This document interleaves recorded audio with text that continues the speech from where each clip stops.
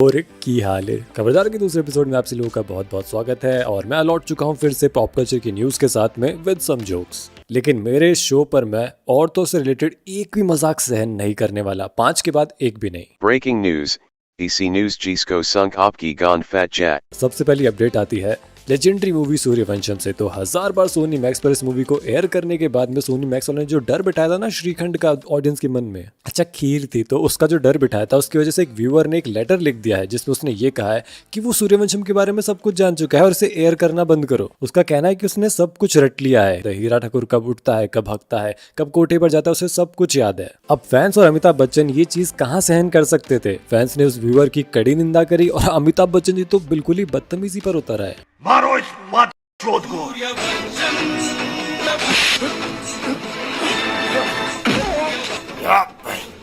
अब माधव की बात चली रही तो कुछ रिपोर्टर्स की बात कर लेते हैं। तो एक रिपोर्टर ने केविन फाइगी से उनके मुंह पर उनके सामने ये सवाल कर दिया कि भाई लोगों को एमसीयू फैटिग आ रहा है और या फिर नहीं आ रहा तो थोड़े दिनों में आ जाएगा, इस पर आपका क्या कहना है। अब हम लोग जानते हैं केविन भाऊ का नेचर कैसा है, वो अखंड भारत की यूपी में रहने वाले हैं और उनसे ये सवाल बिल्कुल सहन नहीं हुआ। वो स्टेज से उतरे, उन्होंने रिपोर्टर को चांटा लगाया और उससे कहा, सुन के आज चांटा मार के भेज रहा हूं, लेकिन अगली बार ये सुन के रिपोर्टर और भी ज्यादा खुश हो गया, पता नहीं क्यों। खैर वो रिपोर्टर और कोई नहीं बल्कि हमारे इंडिया से करण जो RRR, जो कि दुनिया भर में धूम मचा रही है, हर जगह उसे नॉमिनेशंस मिल रहे हैं। उसे British academy of films and television arts में एक भी नॉमिनेशन नहीं मिला है। पता नहीं ऐसा क्यों हुआ यार, मतलब मूवी में ब्रिटिशर्स की इतनी माँ भी नहीं दी थी इन लोगों ने। खैर हम इंडियंस को घंटा फर्क नहीं पड़ता कि ये ब्रिटिशर्स हमें अवार्ड दे रहे हैं या नहीं। RRR जो है वो एक शानदार मूवी है और ये हमें पता है, हमें किसी ब्रिटिशर के वैलिडेशन की कोई जरूरत नहीं है। बैन स्टोक्स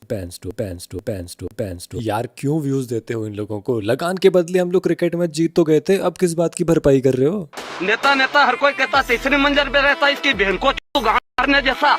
चल दोस्ताना 2 मूवी जो कि करण जौहर के नीचे, मेरा मतलब है करण जौहर के अंडर में बन रही थी, उसमें से कार्तिक आर्यन को निकाल दिया गया है और करण जौहर ने इसके बदले ये स्टेटमेंट दी है कि जो चूतिया 1.25 लाख में मूवी करता था वो मुझसे 20 करोड़ की मांग कर रहा है एक मूवी के लिए। और आपकी अदालत में जब कार्तिक आर्यन से बात पूछी गई तब उन्होंने कहा कि उन्होंने ये मूवी पैसों के लिए नहीं छोड़ी थी बल्कि अच्छी स्क्रिप्ट चाहिए थी उन्हें। आइए देखते हैं क्या हुआ बाप की अदालत में। करण जौहर ने क्यों निकाल दिया आपको अपनी फिल्म से? क्यों निकाल दिया? मेरे ख्याल से 20 करोड़ जितनी थिक बूटी तो नहीं है यार कार्तिक आर्यन की। सर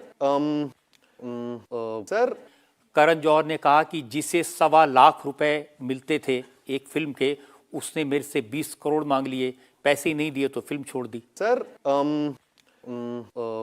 अरे क्या लवड़ा फंस गया मुंह में। बड़े और छोटों के बीच में कभी कोई तकरार होती है तो हो बड़े और छोटे में टकरार हो गई, मतलब डांडिया तो खेला था इन लोगों ने। लेकिन मेरे ख्याल से करण जौहर को डांडिया पसंद नहीं आया, उन्होंने निकाल दिया कार्तिक आर्यन को शीघ्र पत।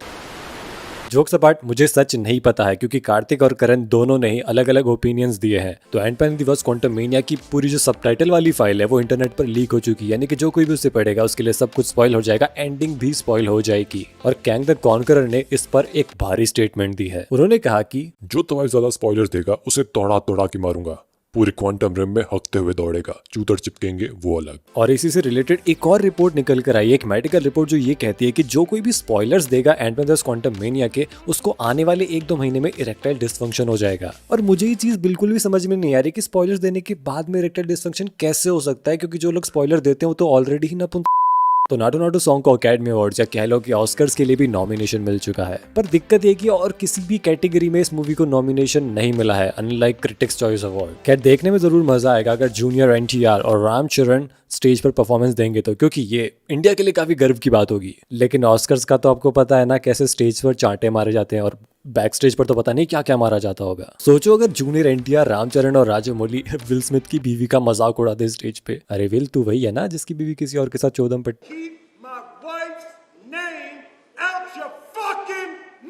चांटा पड़े ना पड़े, रेसिस्ट का टैग सबसे पहले लग जाएगा। RRR the 3 resist. WB की स्लेट अनाउंसमेंट पता नहीं कब होगी, लेकिन जेसन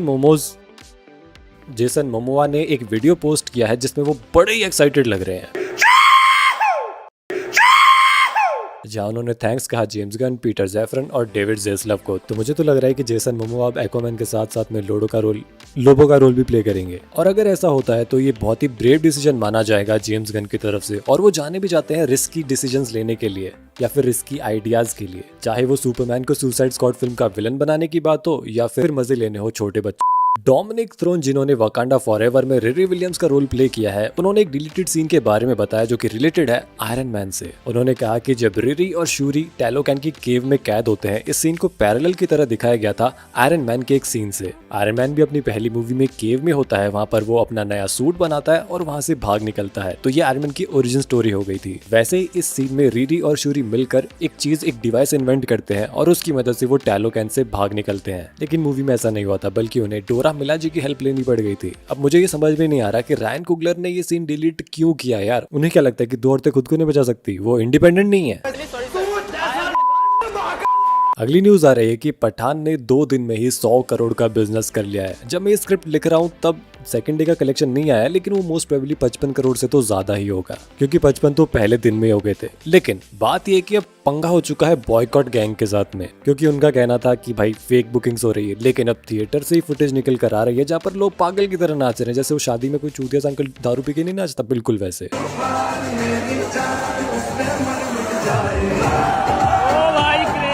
दूसरा ये है कि बॉयकॉट गैंग वाले खुद के मेंबर से ही परेशान हैं, क्योंकि कुछ लोग जिन्हें डिसलेक्सिया है या फिर जो पढ़ाई करे बिना ही ट्विटर पर आ गए हैं, वो बॉयकॉट पठान के बजाय बॉयकॉट पटना लिख रहे हैं, जो कि अल्टीमेटली एक रेसिस्ट कमेंट है बिहार के लिए। खैर, पाकिस्तान के ISI डिपार्टमेंट के लोगों ने मूवी देखी और कड़ी निंदा करी है मूवी की। इनका कहना है कि एक फीमेल ISI एजेंट इतनी हॉट कैसे हो सकती है, पहले कैटरीना और अब दीपिका। उन्होंने कहा है कि हमारे मुल्क में तो लोग गांड भी या तो क्रिकेटर्स की या फिर PM की मारते हैं। हाल ही में गोल्डस्टीन नाम के एक्टर जो कि हरकुलस का रोल प्ले करते हैं, उन्होंने एक स्टेटमेंट दी है। उनका कहना है कि हरकुलस बड़े आराम से थॉर को हरा सकता है। उन्होंने इस चीज को प्रूव भी किया, लेकिन वो बात अलग है। बात यह है कि इसके चलते एक रिपोर्टर ने क्रिस हेम्सवर्थ से कह दिया कि भाई थॉर उतना पावरफुल नहीं है और गोल्डस्टीन का हरकुलस तो आपकी गांड तोड़ देगा, ये मैं लिख कर देता हूँ। उस रिपोर्टर ने बड़े कॉन्फिडेंस से कहा था, लेकिन इसके बाद क्या होना था, क्रिस हेम्सवर्थ को आया गुस्सा और उन्होंने लेनी देनी शुरू कर दी। क्या तेरे घर पे हरकुलस आया था? क्या तेरी माँ गई थी हरकुलस के पास? वो क्या साला कुछ भी करता है। खैर, अगर आपको खबरदार का पिछला एपिसोड देखना है तो आप इस वीडियो पर क्लिक कर सकते हो, और अगर आपको वीडियो चलेगी तो लाइक और शेयर कर देना, और मैं आपको मिलूंगा अगली वीडियो में। You want, so tell me you got it right now.